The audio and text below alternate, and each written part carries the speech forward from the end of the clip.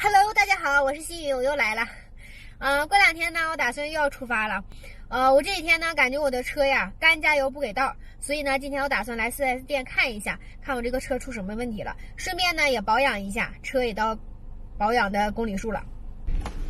现在呢，马上就到 4S 店了。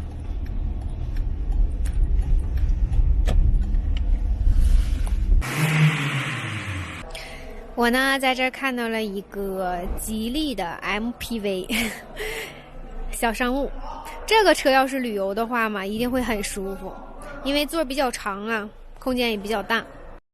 已经过去，所有的伤心和烦恼已离去。你要相信明天的天空会更蔚蓝。昨天已经过去，所有的伤心和烦恼已离去。你要相信明天的天空会更蔚蓝。这个是反恐。车现在已经保养完了，还帮我刷了个车，刷的还是很干净的。我这个车呢，现在已经保养完了，我现在已经出来了。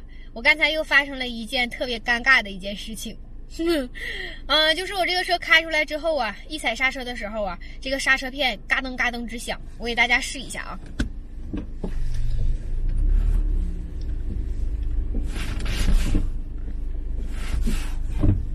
听到了吗？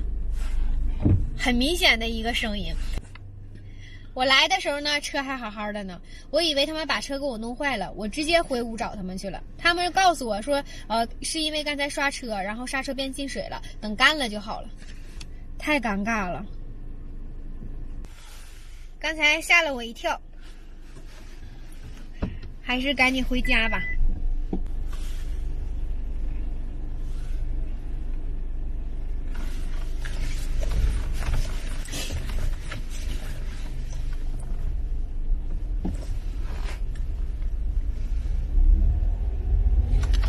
保养完感觉车就是不一样，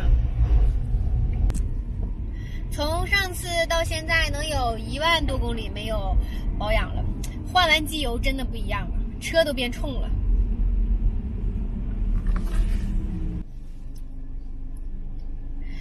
这个点呢，我妈妈也快要下班了，我现在接上她一起回家，然后一起吃饭。